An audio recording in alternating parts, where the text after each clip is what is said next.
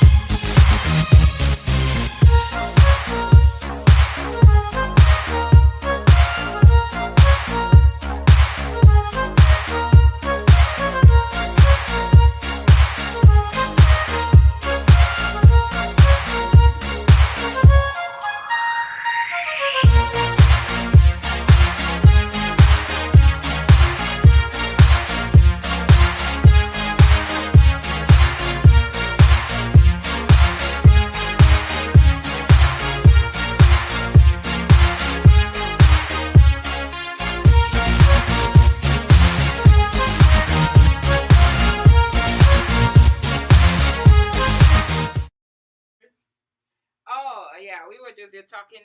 Okay, well, welcome back to Imagine Me TV, real life, real issue. I'm here today with my daughter, Alicia. She's known as Peathefeary, and we were just, talking about her because I was like, where is the stress? Well, I need to. Oh, look, the stress. Well, oh my God, it's trying to run away from me. Because I was like, oh, I'm a little stressed, and she's like, Mom, it's gonna be okay. You guys can tell. Look, I come all prepared. We have I do not know what you call it. Ooh, not that it's going to be stressful because I think she's one of the easiest person for me to talk to. And I was saying, well, you can have the stress, but in case I stress you out. I know I stress out. I was just telling her, there's no reason for me to be stressed out because I think she's one of the young women that I have the easiest conversation with. And sometimes we talk like for hours, so I don't understand. So I believe there's maybe a reason why. There's always a reason for everything why, I lost the questions. And I said that to my husband this morning because we went to church. And for the life of me, we lost our keys. Well, the keys were not lost. It was in a bag that I searched like 7 times, and couldn't find it. So it's gonna be whatever it's gonna be, and it's gonna work out. It's gonna work out. But things always work out because you just asked me. What did you just ask me for? And I actually had it in the story. WD-40.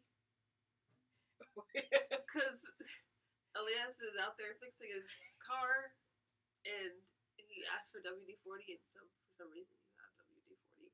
That was that's funny, and that's why I believe like this. Everything has purpose and a meaning, and sometimes you don't even understand why you're doing something, or I don't think. And you always say, you know what, just it's okay. It's not as hard as I'm making it out to. It's not as hard as people make things out to. Because I don't know why in God's heaven I've been here since 2019, and I have a can of WD-40 in my bathroom, and I did not even know I had it there. I don't know how it got there, but you asked for it, and Mr. H went looking around, and then you looked in the drawer, and I was like, you were like, no, there's none there. I'm like, I think I have one. I honestly did not know that I had one. I believe the Spirit of God tell me you got one, and then it was, maybe an angel just put it there because there's absolutely no reason for that. But that I think that goes to show me that everything is gonna be okay. A lot of times we worry and panic about stuff. But anyway, so welcome to my show and happy Mother's Day. I had a really good Mother's Day. My mom, she was a special guest I was going to bring on the show, but she wasn't feeling too well. So she's at home right now with my niece, so we should be running back there because I don't want to leave her for too long. But she was home, and we had a really great dinner with my daughter, my husband, my niece, my little grandbaby dog, which was so excited to see me, and Elias, Alicia's boyfriend, and it was really, really fun. So I really appreciate you because I know even if you're an artist and you do a lot, this is not you're not crazy about doing shows and stuff like that. But every time mommy asks you, you always say yes. So I really appreciate it. So thank you. So talk to us. It's Mother's Day. What was it like? Tell me one of your earliest memory, like when we were in. Let's go to North Miami Beach. You were like because you were there until you were 3 years old. My earliest memory there. What are the things you remember? I remember the furniture. I remember we had these black, like a lot of the furniture was like looking like black metal furniture. And I remember when I was little, I thought it was I didn't like it. I was just like, yeah, we were broke. We were 20-something years old. But it was like, I don't know. And as a child, I was just like, I just don't like what that looks like. I remember as a kid being like, but I didn't. Apparently, I had a nice taste when I was little. Oh yes, you really had. Yeah. But I also remember walking into the iron standing. The iron was standing up, and I walked. You still backwards. have that mark? Don't you still have that mark? It's kind of gone now. It's not really much there. But I walked backwards into the iron, and then I remember it got all puffy and swollen and stuff. So those are the two memories that I have. About that iron, I'm glad you were not in preschool then, because then they would have said, "May I burn you?" And CPS. Call what's your name? CPS. Or was it CPS? Yeah. Oh, Child Protective Services. When you say CPS, anything I say S, I'm thinking of the IRS. CPS. Oh. It's not I'm not afraid of the IRS, because I don't owe them nothing. So, but I just, But I'm glad because then, these days, anything that happened, the CPS, they come, which is a really weird thing that they do. And I know we're just on a random topic because I actually did the training for, I'm a court-appointed advocate for kids. And one of the things they were saying how they take, like if someone calling about something happened to the kid, or even the kid calling the parents, I just don't understand it. I know there's abuse in homes, and I don't know why I'm holding these. But what I didn't understand is why do they take them from their home because of a complaint, and then they put them in a worse situation, so. Well, I mean, I guess you could never really know when it's a real threat, when it's not a real threat, so you just have to try to be safe. But I think the thing is, like, fixing the homes that they're going into is what you should do. But. So what about? So we're still in. We're still in. Let's say we're still in Miami. Uh-huh. Miami was a good time. You do you remember your babysitter's name? Nope. Okay. You don't remember nothing much about Miami. Do you remember anybody from Miami? I don't remember people. I remember random images, like what about the things looked names like. though that we always talk about? Who do I talk about most from Miami? Such as Marcia. Marcia. Okay. Yeah, that's yeah. Auntie. Oh, she's gone now. Yeah. Yeah. Bobo, rest in peace. Yep. Yeah. Pastor. Gilroy. Yeah, Gilroy was one of my little because he was Randy's age, so he was like 6, I think, or 7, and you were 3, like when we moved there. But yeah, that is where you were started. That's where you were born, and but I remember one thing that and when you get older, it's like you remember the dresses that I used to put on you. We used to go to Macy's and buy all these dresses, and then and lacy and big. Yeah, so dramatic. Yeah, I guess yeah. I prayed for a little girl, and I was so happy when you came, and so I just dressed you like a princess all the time, and even your name, and I was about to say that earlier. And your name it means noble, and you're very mistaken. I was in a very humble person, and so then we moved to Ohio. What was life like in Ohio though? Just cold. even like it was cold, snow everywhere. I remember that. I didn't like the snow. What about the neighborhood that we live in? Before we went to Pastor Tyus' church, tell us about the life in Lewis Center. So we lived in like the suburbs or whatever. That was chill. It was like I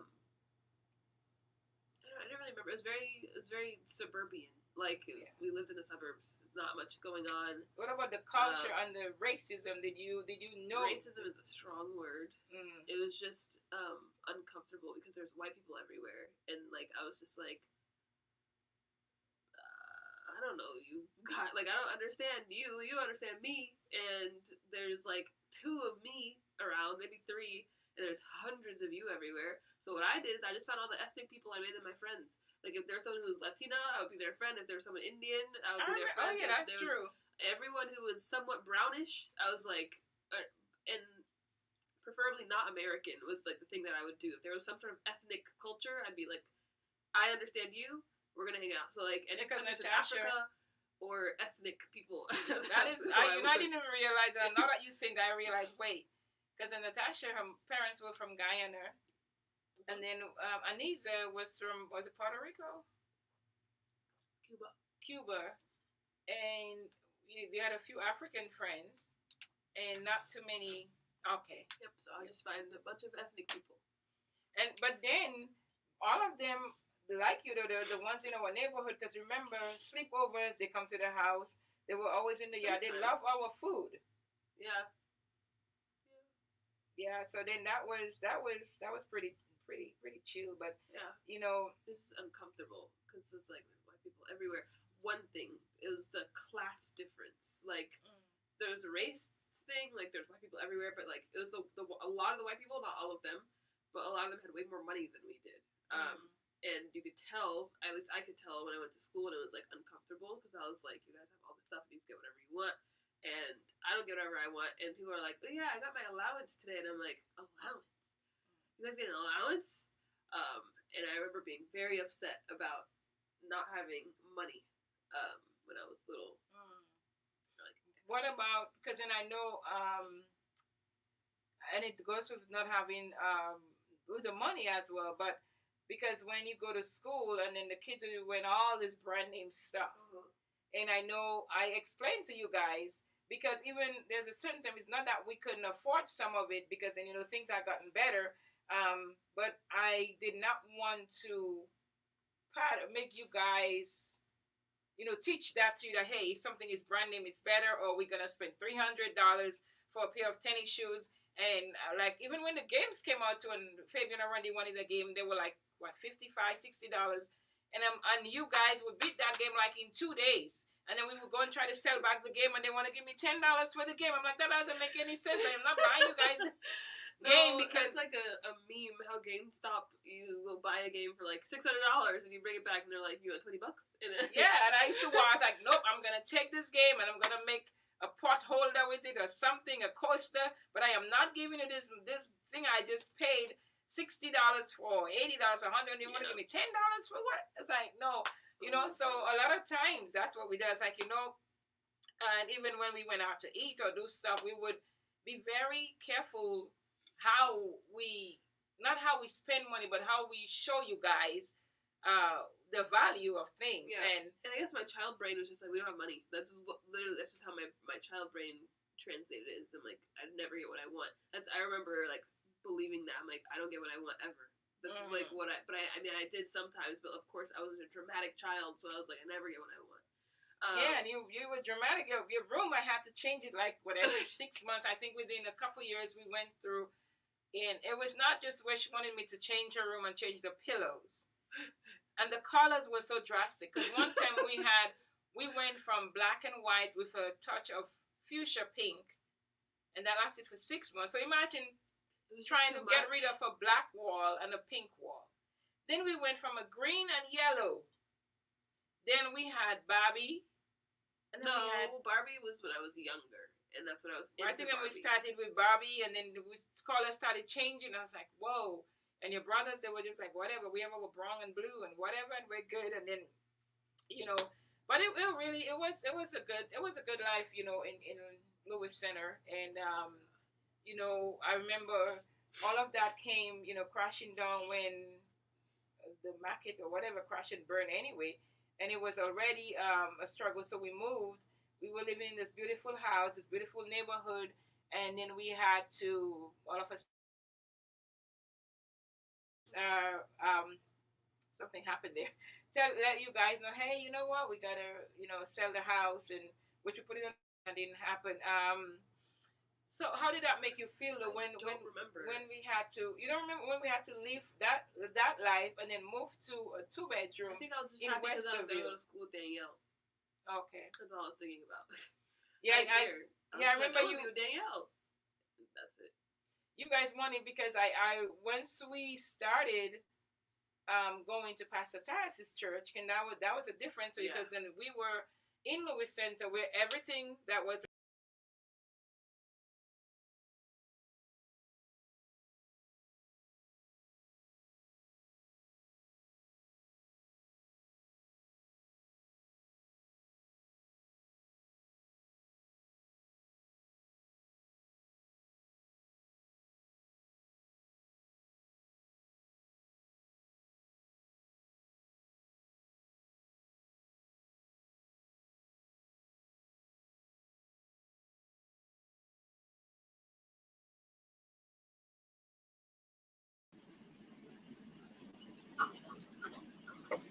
okay, guys. I don't know. We have a black screen right now, and we have an echo.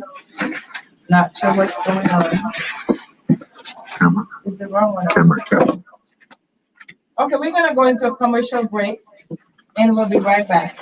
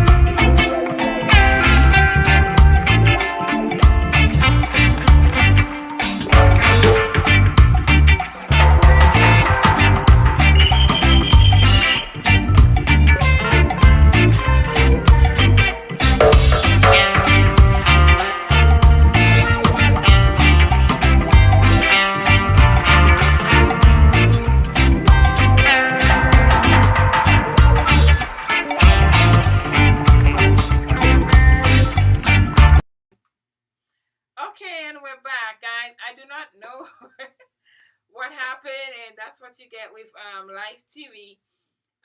But you know, it's all part of going live, part of life. You know, one thing that you always um push me on, not push, because you better not try to push me, because you know I'll push you back. Yeah, yeah. Okay, I just want you to know. I don't And push going anyone. national, no, you don't push anybody. But you know, like always, it's just say, you know what, mom, don't take it so seriously. And a lot of times, and so randomly, this verse just keep popping up from everywhere. Do not let your heart be troubled, and do not be afraid. This is just randomly here. So many random things.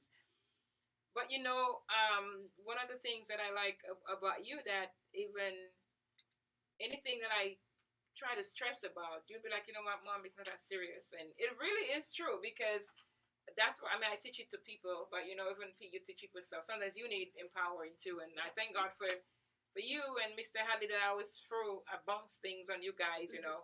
Um, but that's something that you have adopted. But we're gonna go back and just the content, like we're just having the conversation, just giving people like the journey of where we came from, and you know how you know life was good and it became bad, and we won't go into too many It was details because always kind of weird for me. hmm, I don't remember it being good and then bad. I remember being kind of weird, and there's fun times. And it was kind of weird. Like it felt the same the whole time. It didn't. For me, it didn't feel like it was good and then it was bad. I think what we did, because even like for me, even as a mom, I felt like my duty was to my children and to my family. So we made it where I truly believe that we put you guys first in everything. Um, and even I have to, I always go back lately and give kudos to your dad as well, because I know after the divorce I was like pretty pissed off. Don't write a book after you get divorced like right away.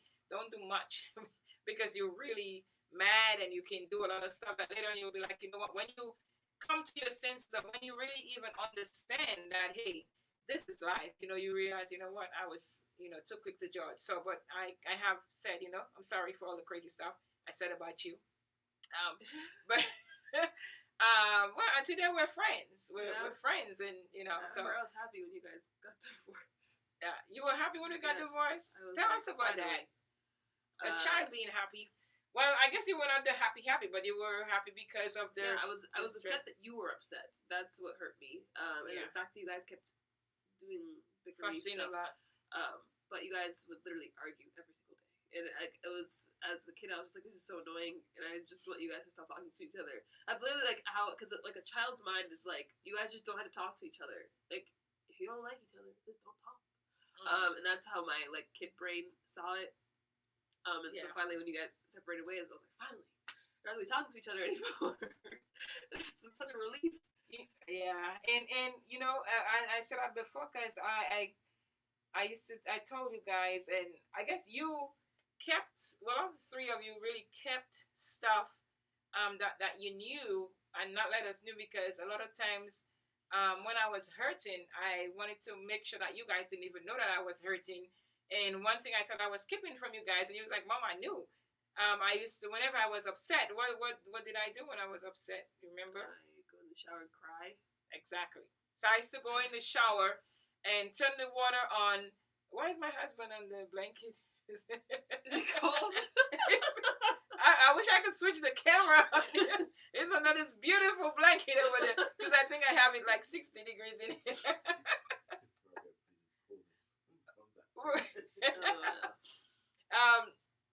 You know, and then it was because it was very. Yeah, you were sad. It was you were sad at first, I guess, like you said. But then you got sad after, and that was hard because like you're my mom, and I want to protect you. Yeah, right. I think right after the divorce, or even going through it, I wasn't sad, because I think I was like, you know what, I'm done with this. It's been so many years of the fighting, the fussing, and all these other things that were happening, and the verbal abuse was really really strong, and I felt. But you know what? The reason though I did not really want to divorce, it wasn't because I felt like, okay, I could save this marriage or this marriage. I did pray to God every time, and I prayed, I fasted.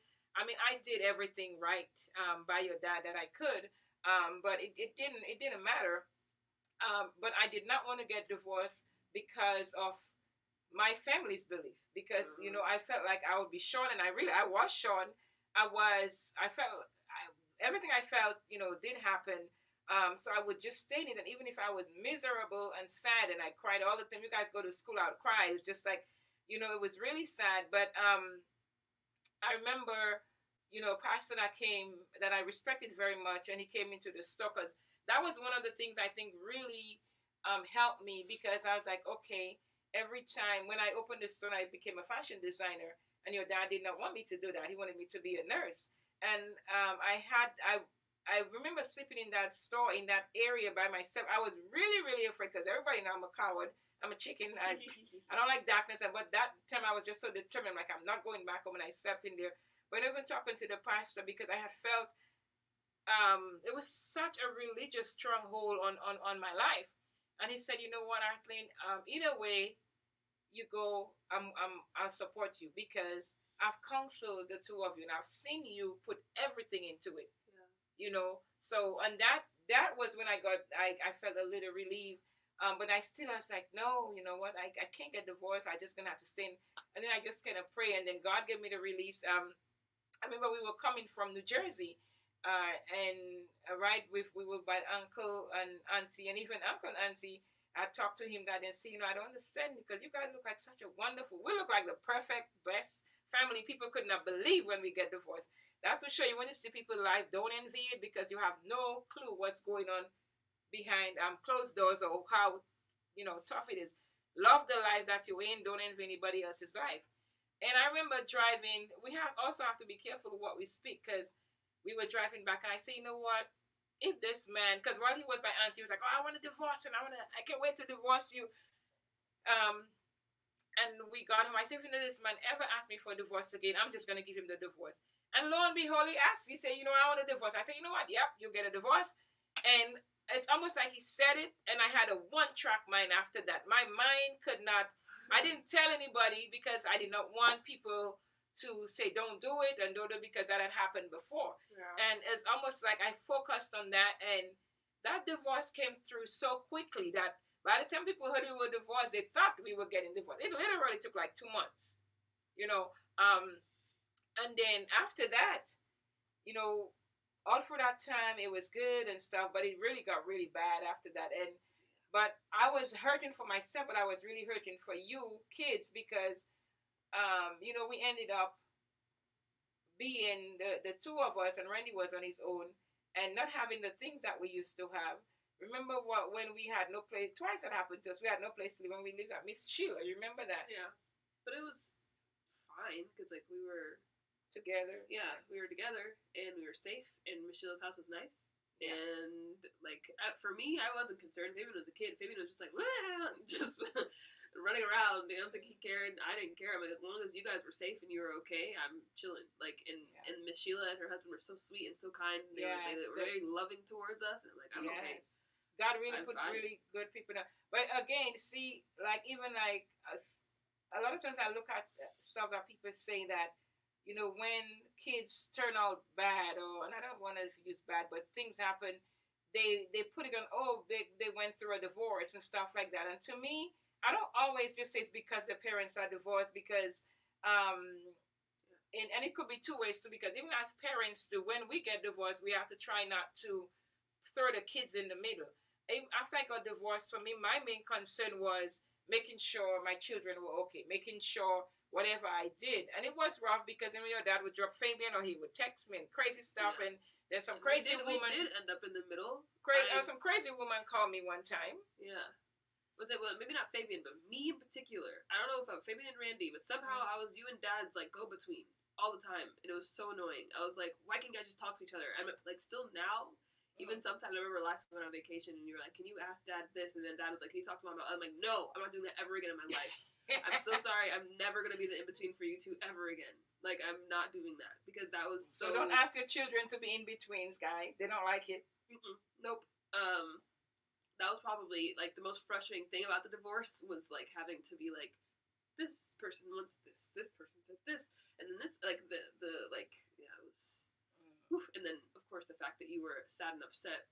And then was that why you...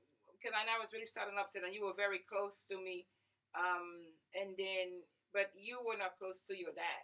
Yeah, you didn't kind of like him for a little bit. No, I did not, because I saw you as the vulnerable one. I saw you as like the softer one.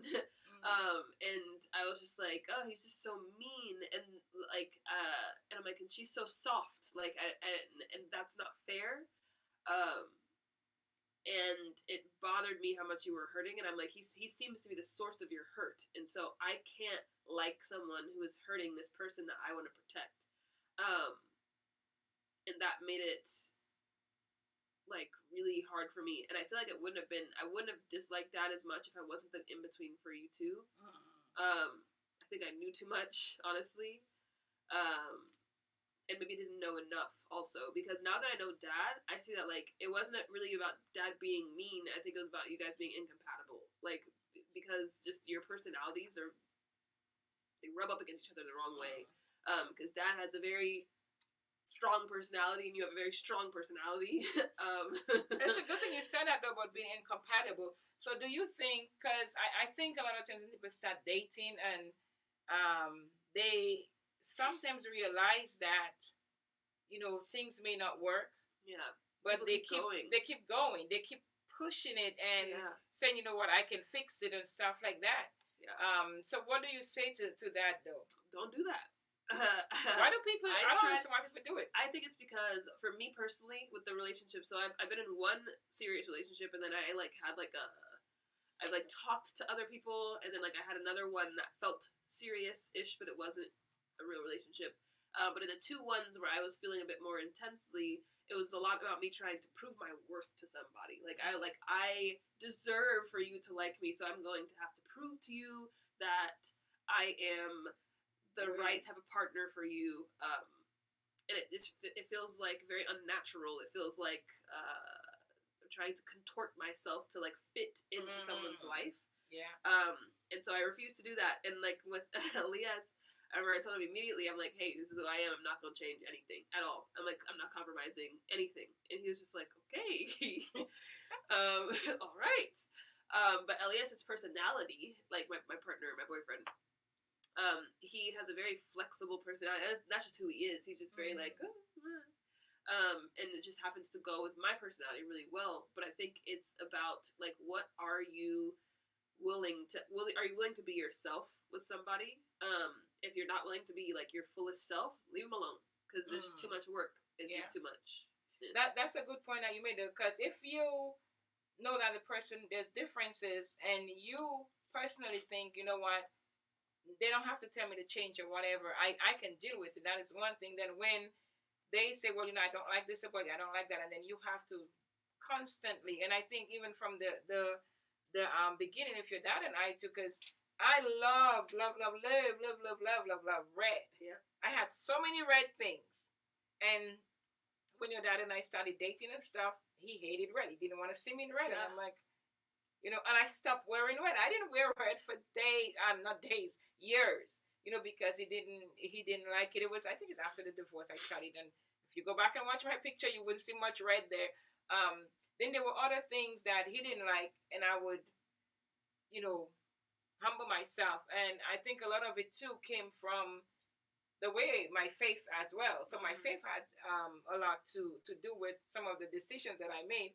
But even now that the days are different, I still find that there's some women that stay in relationship that just because they want to have a man. And as I tell women, as soon as you're single and you having a man or having a woman, we're talking about men. I'm not going to throw us under the bus. I'm going to throw the men under the bus. I'm kidding.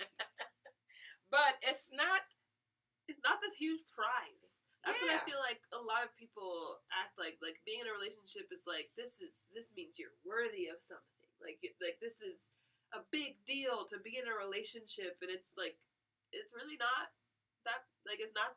I mean, like, I love Elias with my whole heart, but like, but if it happens for you, like for me, even when I studied dating Mr. Hadley. I was not looking. It was like Yeah, almost 5 years. yeah, that's I was just chill. I was just like, I'm gonna take care of my children. I literally, I got asked out on dates. I yeah. was like, you know what?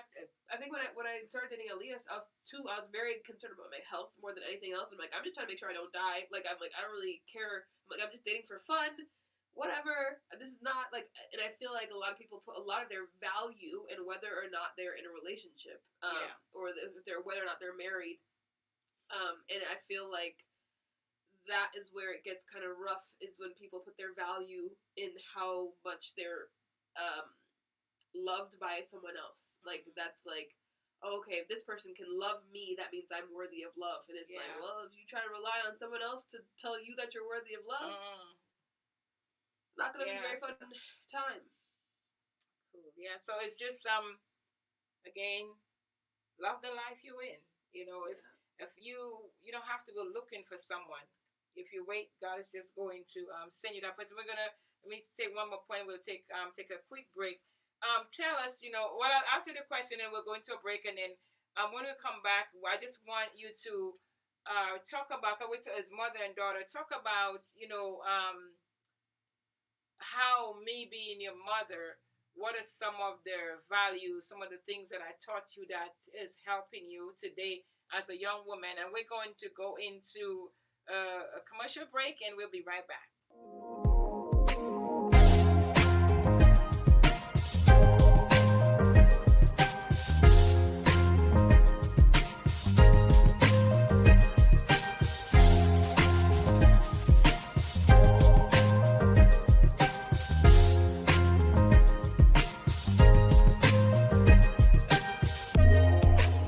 Imagine Me TV presents Fashion and Music Video Awards, celebrating excellence in fashion design and music video. Models on the runway, fashion designers, Best Video Awards, Best Top Designer Awards. Join us July 31st, 2021 for the Best in Fashion and Music Video. Imagine Me TV. This is a night you do not want to miss.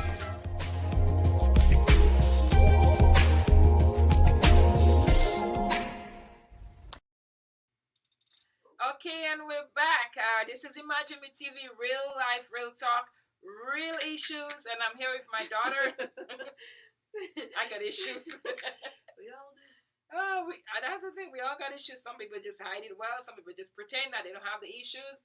Whatever. I got issues, and I'm dealing with my issues. But real life, real talk, real issues, deal with your issues. You can come on the show. We can help you deal with them. We're not doctors or stuff, but we know doctors, so we can help you out. But for real, I was just telling my husband to FaceTime my niece on his phone, but he doesn't have an iPhone, so I honestly just on all phones had FaceTime whatever time, so maybe we'll just like speak it into existence. But tell us before we went into a break, the values that you taught me. The values, and just me as a mom, and the one thing that I say the most that you taught me is like, are they gonna come kill you?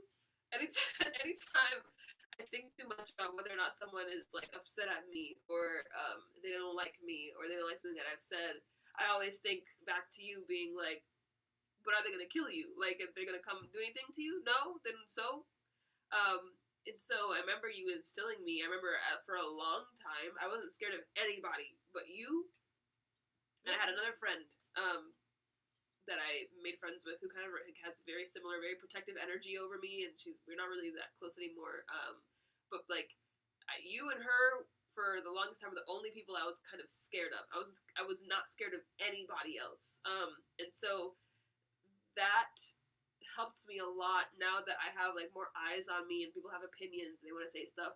Now I'm like, well, are you gonna come kill me? And then even if you do kill me, then I'm dead. So what? I don't know about it. Then I won't know. But it's true, cause we take too many things and just carry it too much, and like it's not worth it. Yeah, so that was one of my favorite things that I learned. I also learned a lot about loving people and like being like open-hearted and like just letting the love come out of you, because that's how you love me, is unconditional love pouring out of you all the time, no matter what. But I corrected you when I had to. Well, you think it was not much of chastening. Yeah, no, I really didn't need that much correcting. I tried to stay out of your way for the most part. But yeah, just the outpouring of love was really helpful for me. And still now, like, I feel like you're so supportive of me, even though I'm very different and I'm on a path that's quite different than probably what anyone expected for me to be on. But you're still very supportive, both you and Dad. I really appreciate the fact that you guys are both like, keep doing what you're doing. You're doing great. You're proud of you. Yeah, that's really, really helpful. And also, just like your willingness to work for yourself also, that I feel like that is something that I didn't think I was going to do for a long time, because I would see how stressed out you were about it, and I was just like, oh no, I wasn't going to be my boss because I can't do this. But I guess it, like, is in my bones to not work for somebody. And that's why after I didn't say anything, which is one of the things, like, I believe even as parents, we want our kids to be this, we want them to do that, and so many different things. And I know what it felt like when someone put me under that stress to become something that I did not want to be. Yeah. And I had to let you guys go on. You come, it's like, I'm so afraid to tell Dad that I do not want to be a psychologist anymore. I was like, you know what? Because you wanted to do your art. I was like, you know, he's going to get over it. He's going to be okay. You know, that's what you want. You remember that time? I forgot that. I was so freaked out about that. Because you were in college and you were doing what? Because you were so excited because you won the Dean's List. You had a 100% scholarship and you were doing really, really well. Because whatever we do, once we put our minds to it, we do it well. And you were like, Mom, I don't know how I'm going to tell Dad that I don't want to be a psychologist anymore. And I'm going to do art. And we know what we did. We decided you're going to do accounting, so then we could soften the blow. Remember? Yeah. You didn't go into art right away. Then you did accounting for a couple years. That was horrible. And then while you were in Georgia, when you then you started back at what did you Georgia State? State. And Georgia Perimeter when we were still in Ohio for a while. And then I think when I started Georgia Perimeter, I didn't really have a major. I was just like, I don't know what I'm doing anymore. Because I did psychology for, I think, a semester. And then I did finance for a semester. And I'm like, oh, I hate this. I hate it. And then after that semester, that's when I came back to Westerville. And I was just doing online school. Because I think that's when you mentioned that you were going to move to Georgia. So I did another semester online. And then I went to Georgia State. And at Georgia State, that's when I started doing art. Yeah, and then I remember saying, he's like, I really did not want to pay all this money and go to art school, because I guess whatever the teacher was teaching you, you had the experience and you knew it. I already know how to do this. And your dad was like, just to get the degree, I was like, and at first I was like, why don't you just have the degree? But that is one of the things, even as parents, we have to learn to, we want what's best for our kids, but what's best for our kids is not what we want.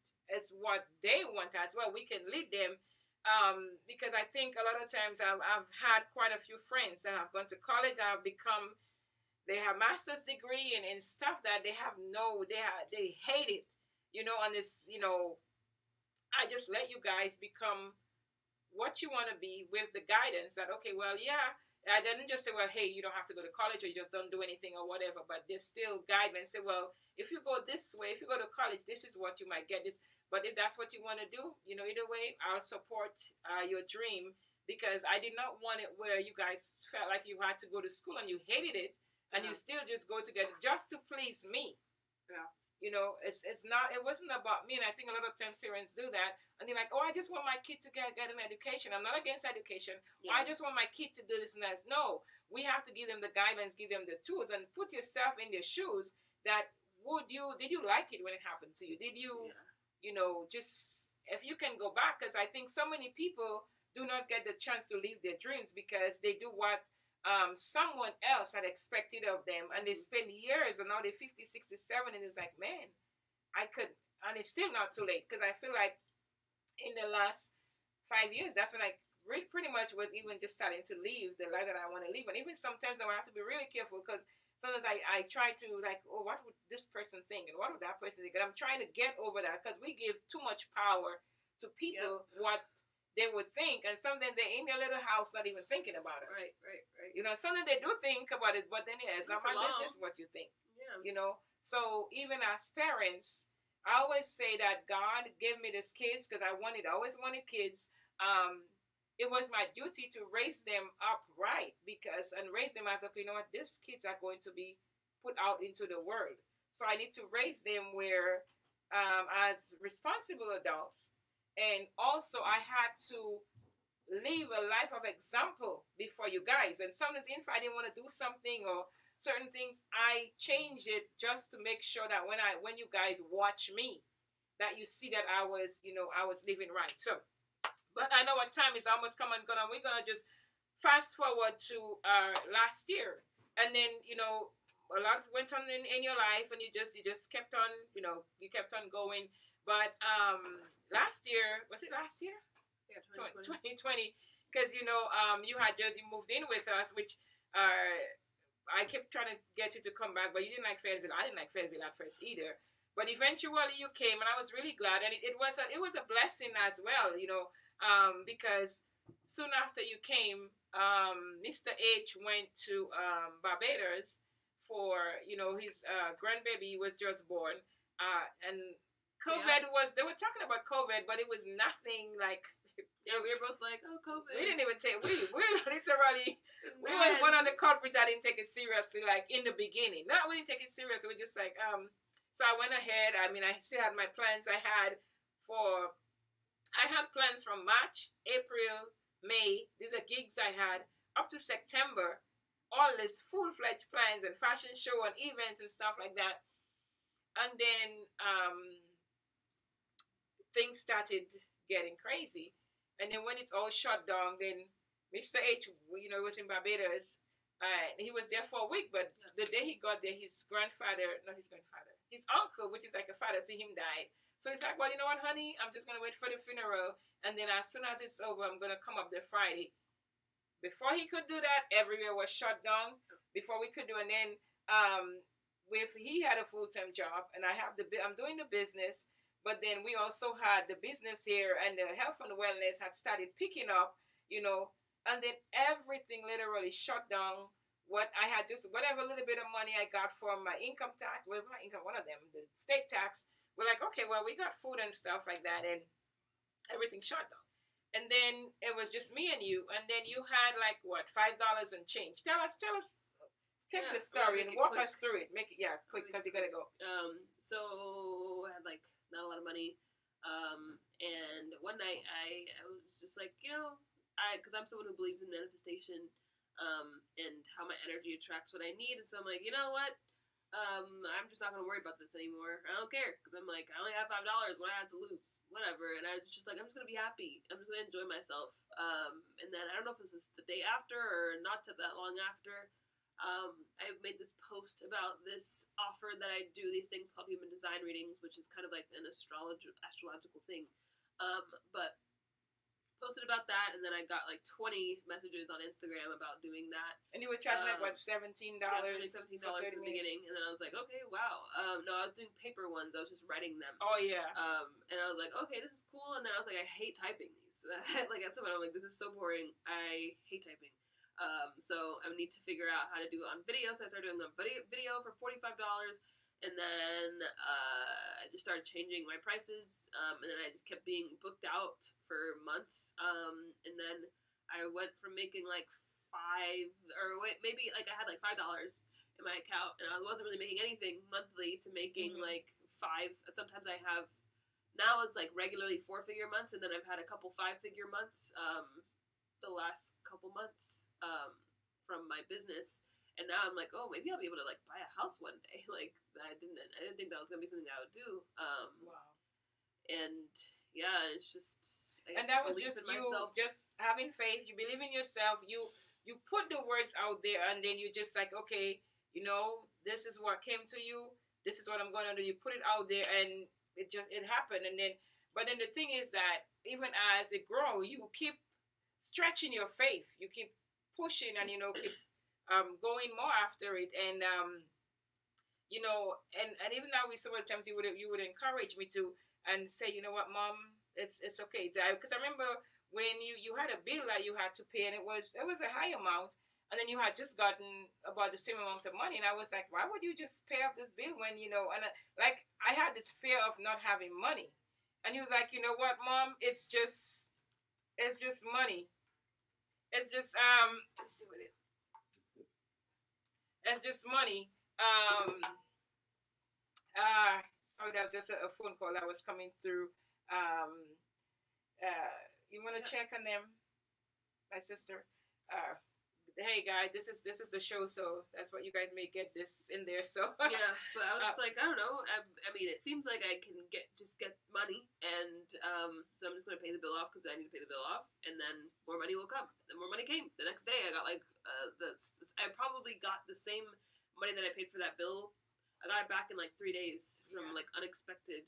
And that has helped me. Sometimes we think it's just our mothers help the dog, but you actually has helped me quite a lot because then even just the other day it happened. I told that to Mr. H. And then I was like, okay, I got this. I have this money, but I need to do this. And like, well, I'm not gonna pay this, and I'm not gonna do this. I'm gonna because and then the spirit. I think I was listening to a coach, and he was like, you may have a little bit of money, and you owe somebody. You have this to do and that. Go ahead and do it, because I was like, okay, I have this there, and I need to take care of this. But I'm like, okay, now I owe this person some money, and I was like, right away, I send them a Facebook message. I say how much money I owe you, because I'm like, even no matter what, even if I have other stuff, I'm just going to deal with that and stop thinking that, okay, if I pay this person, or if I pay a bill, or if I give somebody some money, that I'm not going to have money. And it just, I felt so free, Yeah. just like, okay, I'm just gonna do this. And then but it's a blessing to be able to have that faith and just believe that first you have to believe. First Yep. you have to believe that it is possible. And I think that's where a lot of people, they look at it, they're like, I can't do this. Yeah, you can do it, but if you believe in God, if you trust in God, and you can have that faith, and you can like you say, you do the and I know a lot of people don't even believe in manifestation, or in speaking out things, and believing that it's going to happen. Um, but I do believe in it, but it's not just about speaking about it. Don't just go speaking about a mambo jumbo and then you don't believe. You have to really believe and not be afraid, and it's a hard thing to do. Yeah. Okay, so but even with that, and then you did really well, and you were able to move out on your own, and now you have a beautiful place in Atlanta, and you were mentioned in Forbes magazine. Someone did an interview. You have your own podcast.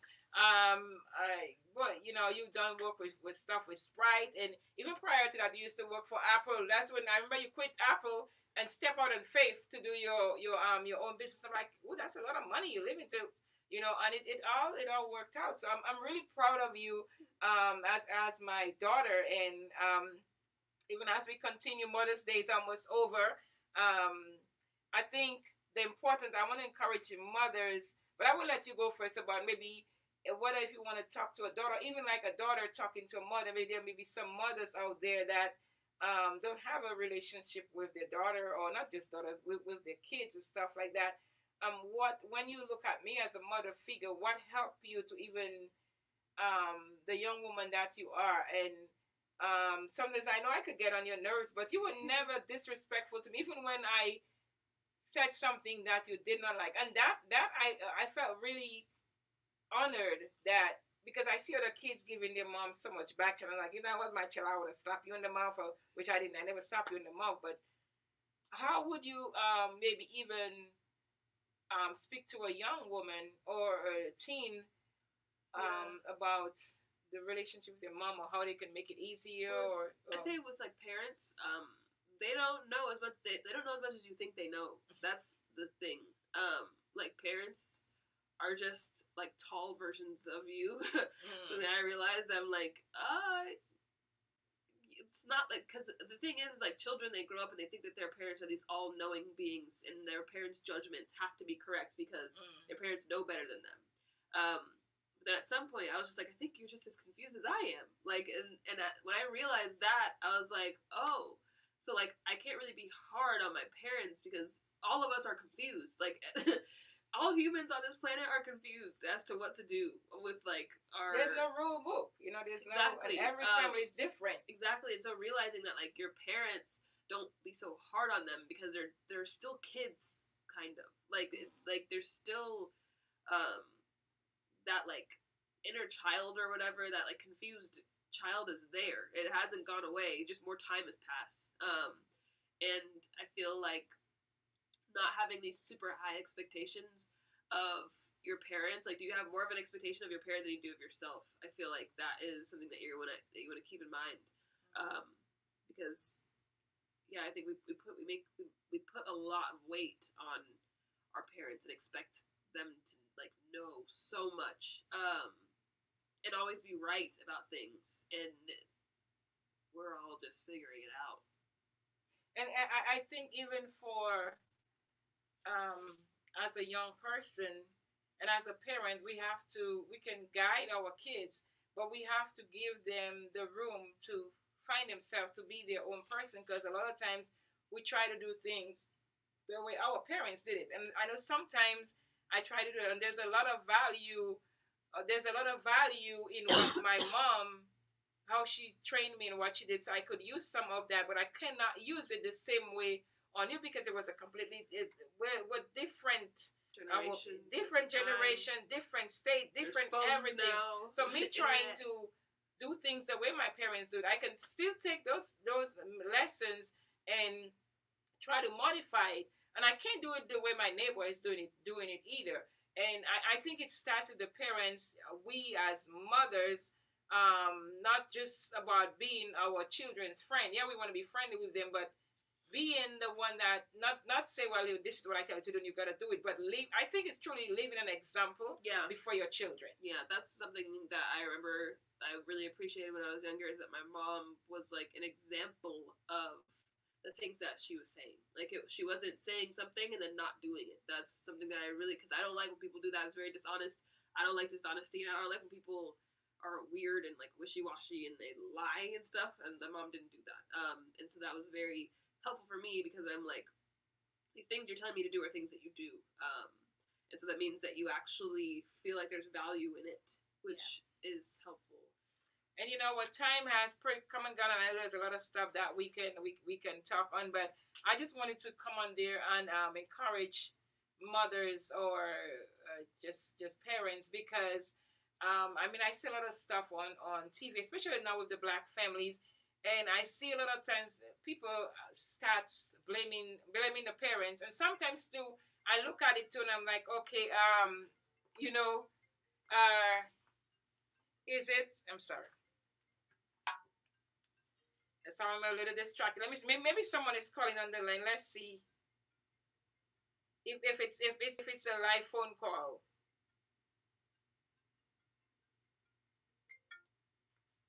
Hello, you are live. How may I help you? Hi. Is that Lily? Yeah. Hi. Hey, we just have a live caller on the Imagine Me TV show. Can you see? We are live on the show. Okay. Why you say okay, I'm going to say Happy Mother's Day. Okay, thank you. So we Happy take Mother's Day to you. Happy Mother's Day to you guys. So you never know what can happen on the Imagine Me TV show. You in St. Kitts, right? Yes, Auntie.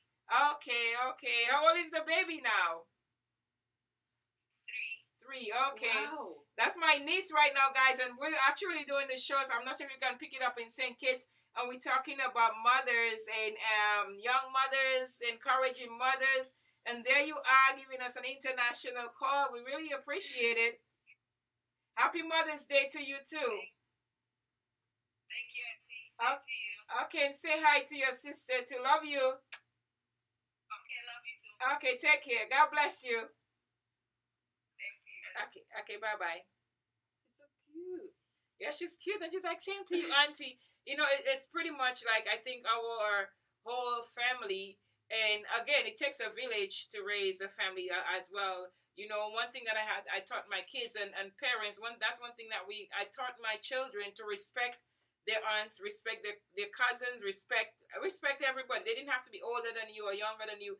And if it's one thing I can say, none of my kids, or I may have a couple nieces that were a little bit disrespectful, but you know, I just like, maybe they were mad and angry. But in all my nephews and my nieces, they are really, respected me very much, and I know it's because of how the family was raised. So we just want to encourage mothers, and if you're a mother out there that feel like you failed your children, or you've not done well by them, it's not too late. Even if they're adults, and you need to call and ask forgiveness, or your kids are not talking to you. If you're the one that have to say, you know what, I'm going to let bygones be bygones, and let me reach out to my child and work that relationship. Go ahead and do that, because you never know. Even your grandkids, they may have grandkids. You want to be able to even talk to your grandkids. I'm so excited. We have two grandchildren, one in Barbados and one in Ohio, and it's such a blessing. So, oh yes, and we have Georgia. Where is? Oh yeah, I forgot. How could I forget Huck? Oh God, she came home today and she ran, and she was just, you would think like she hadn't seen me for ages. That's my daughter's baby, her puppy. How old she? Huck is 4 months. She's 4 months, and she's so great. So right now she's home with my mom and my niece, and but I just want to encourage you out there that mothers, happy Mother's Day, and know that you are doing a good job. And if you feel like you're not doing a good job, if that's how you feel, don't feel it alone. Talk to somebody else. Don't go through it alone. That's why we are there. That's why we want to encourage, and just know that you are doing the best for your children. A lot of times I felt like I had failed them. A lot of times I felt like I didn't do right by them, and it was just in my head. Talk to your children, and they'll talk back to you. And just like we expect them to respect us, we have to respect them as well. So I just want to say thank you. And Lisha, any final words that you want to say to our viewers? Thanks for watching. Appreciate that. Okay, so she's not that shy. I was just telling her, because I lost my questions and stuff like that, and we just went to chat. But when we do, well, you shy, I guess, maybe all in public. But when we start talking, oh my God, we'll talk like for hours. And it was just such, I was like, oh man, I wish we were recording that, because it was just such wisdom that comes out from her, and, vice versa. But I really want to say thank you for coming on here. And I know that on Instagram, you have a really large following, like what, 18,000. Did you know you have 18,000 followers? And I read the comments that people make, and how much you help them. Would I say light? Energy, with the energy readings that you do, and just giving light to them, because a lot of times, even in the Christian faith, and we're gonna go with people may not understand that, because the last time you were on here, I had someone, a Christian person, reach out and like, I don't understand what she was talking about. I'm like, it's not that serious. Mm. I literally, because some of the things that we take and we want to break it and dig it, there's people out there that are hungry. Go feed them. And I'm not saying that you don't have to, because the Bible said to try the prophets, but sometimes the little things that, like, and even when in my family, because you had tattoo, they were upset. Actually, because you used to wear black, you had a pastor's wife that rebuked you sharply and called you a witch or some crazy stuff. Really? You remember? No. I wouldn't say her name or anything, but you showed me the text, and she wanted to pray over you and stuff like that, and something. I don't remember that. Okay, amazing. I must have blocked that in my. And then with even, and I'm afraid said my family too. They're just like, my son had dreadlocks, so he's not saved, and this all this all this stuff is just it's, if that's your belief, that's your belief. But try to be careful not to put your beliefs on people. If you want to give someone the word of God, and you have to be very careful interpreting the word of God, because sometimes because a bottle cover is a bottle cover, you can't just stick it and put it on any bottle. You have to make sure it fits for that situation.